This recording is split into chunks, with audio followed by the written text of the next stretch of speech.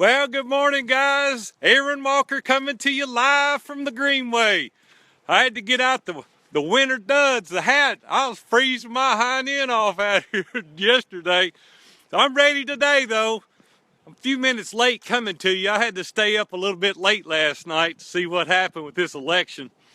Someone asked me the day before, they said, "Are you scared?" And I said, "Yes." He said, "What are you scared of?" I said, "I'm scared one of them's gonna win." Hey, I'm just playing. Hey, I told you 2 weeks ago, God's still in control. Here we are, November the 9th. He's still on the throne, baby. He's still in charge, and I'm not worried regardless. What I want to talk to you about today is you. Self-evaluation can be painful. And I know I do it each and every year. I probably do it more often than I should. Robin told me I just need to concentrate on doing the deep work, quit worrying about all this evaluation. But you can't do the deep work unless you're doing the self-evaluation.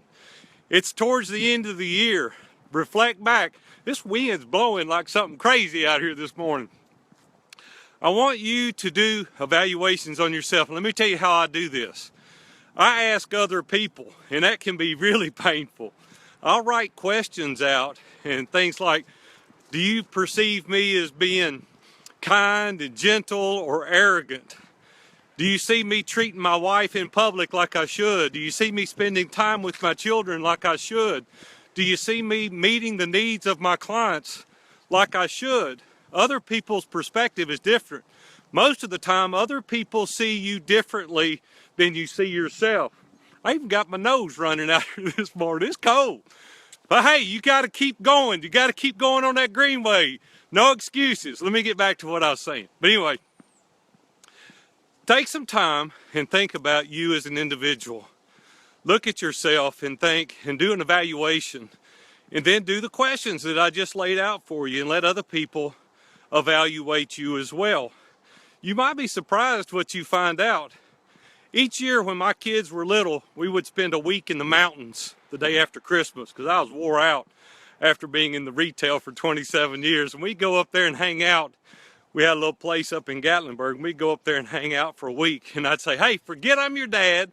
And Robin, forget I'm your husband." She said, "I'd like to forget that most days." But I said, "No, really. How do you see me? Am I meeting your needs emotionally? Am I spending the time with you? Am I present when I'm present?" And I'd ask the kids, "Where is Daddy failing you?" I said, "Throw in a nugget every now and then. Tell me some good things that I've done, if I have. But where am I failing you, and where could I be better next year?" And I'm going to tell you, when you give those kids permission to tell you, they'll tell you. Don't be shocked and don't get on to them. They will, I promise you, they'll tell you. I'm working with a one-on-one client doing that very exercise right now. And he said it's radically changing the way he does things. He said, "I had no idea." His little girl told him the other day, he said, "Daddy, you holler at me all the time." Well, he's a great big old guy anyway. He can be pretty intimidating. But to a 12-year-old little girl, he can be real intimidating. And he's not going to build that relationship with her like he could if he maybe be a little more empathetic or gentle. And listen, we need to listen to the people that know us best. We need to listen to our children. We need to listen to our wife. Oftentimes, we take advantage of the people that we're closest to because we can. And I want to tell you, there's invaluable information there if you'll listen to them. So here we are, middle of November. Let's do a self-evaluation. Do you have the courage? Do you really? Sit down today and write that list of questions. How do you perceive me? Am I arrogant? Am I confident? Am I overly confident? Am I being kind to my wife? Am I being kind to the people in my community, my children? Am I meeting your needs in my profession? How do you see me? And tell the people, be very candid, be honest, and be transparent with them in your questions. And then let's look at that next week. Tell me some of the ways that they've shown you that maybe you weren't being the person that you should be. Let's go out there and kill it in 2017. Let's go out there and make a difference. Don't keep doing the same thing over and over and over if it's not working well for you. I had the privilege last night of interviewing Pat Flynn with Smart Passive Income. And one of the things that I asked him how he'd been so successful, and he said, well, there's a couple of things that I do. He said, first of all, I've set very clear boundaries. He said, when I walk out of my office, I'm done with work completely. He said, because it wasn't that way prior.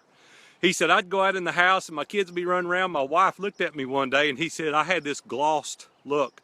And she said, you're not even listening to what I'm saying. You're thinking about your clients and your customers.